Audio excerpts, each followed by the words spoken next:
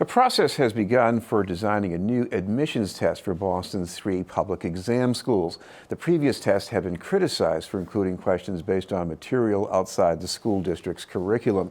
Superintendent Brenda Casella says she wants a new test that would reflect what students are taught in class, along with being free of bias. To tell us about the process for changing the test is the school system's Chief of Student, Family, and Community Advancement, Monica Roberts. Thank you very much for being with us, Monica. Thank you for having me.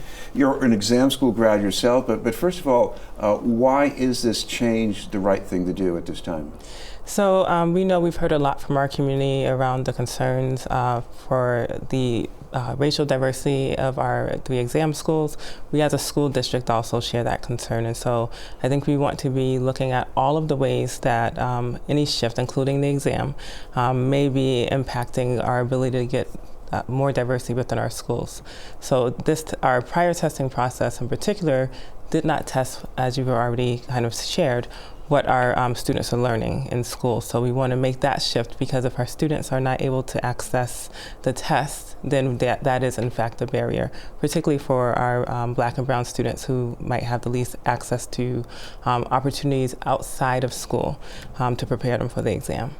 Well, the previous test, known as IC for short, has also been given to students at elite private schools, so yes. I mean, it had this prestige about it. It did. Would a new test based on what kids are taught in the Boston public schools still be competitive and still get quality students? Yes, so our goal is not to reduce rigor in any way, but it's to make sure that we are giving all of our students equal access to entrance, right? So we're testing them based on the standards. We're also asking our vendors who are applying to give us the test that they have validated to be bias-free, so that regardless of race, culture, ethnicity, religion, socioeconomic status, that it does not preclude any of our students from being able to do well on the exam.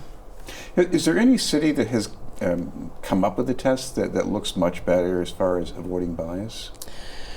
I think we have not really done a lot of exploration around exam schools in other cities as it relates to the test in this particular way, as much as really looking towards our community, the needs of our community and our students, to say part of what we want to do is look at what tests we would use that is bias-free and that is standards aligned. And I think that's the difference. We're asking people to align to the Massachusetts standards. Of course, the other thing, of course, people have to remember that the test is only part of the process for deciding which students to admit. Explain the rest of that puzzle. Yes, so 50% of the score that goes into our decision making is the performance on the exam. The other half is a student's GPA. So it's the first 2 semesters of the 6th grade year and the last 2 of the 5th grade year. So we take that together and make a determination, add those up, and they come up with what we call a Z-score. Not going to go into statistics, but that is how we make that determination. So GPA and the student's performance in their day-to-day classroom is equally important. Well, so far, the school department has only invited some ideas, a request for proposals. Any idea of the timeline for what happens next? Yes, we are hoping to secure a vendor by the end of May. We will be sharing that publicly. Folks can follow information at bostonpublicschools.org/exam. We are putting all of our information and updates there. But we should have a vendor by June and be able to share with families information about the test that is to come. This is BNN News, and we're talking with Monica Roberts from the Boston Public Schools. Monica, this is not the only thing that's happened under Superintendent Casella to make the playing field more level for students in the school system. Can you tell me about some of the other things that have been going on? Yep. So this year, for the first time, we implemented school-based testing for grade 6, and next year we'll be also doing it for grade 8.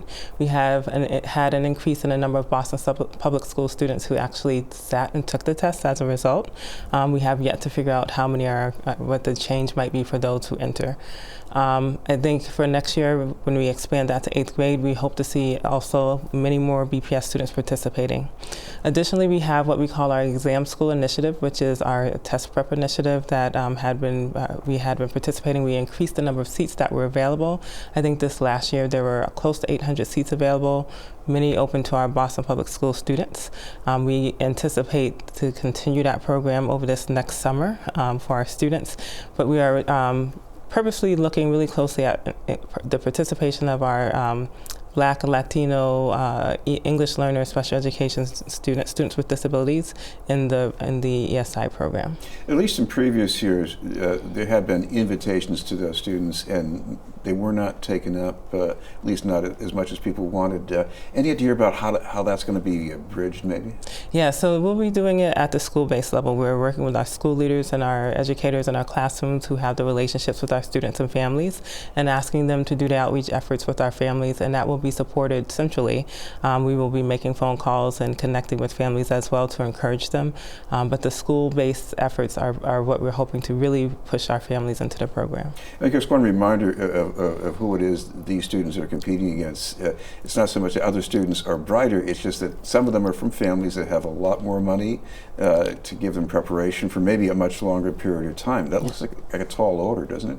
Yeah, I mean, I think the best prep, a lot of questions that I get from families is how do we prep for this new test? And what I'm saying is that having your child in school every day is the best preparation, because your children should be getting grade level instruction regardless of what school they're in across Massachusetts. We're using the Massachusetts standards. That our families should be looking at how their child is performing towards grade level proficiency and having conversations with their child's teacher on how their particular student is doing. If they're not on target for being proficient, then they can start to work with their child's teacher on a plan to move in that direction. So this does level the playing field, but it also encourages our families to play a deeper role in supporting their child in general, but also in this process. Well, it's never too early to start seeking out some information. So is there a place where people can find out online? Yes, you can find information at bostonpublicschools.org/exam.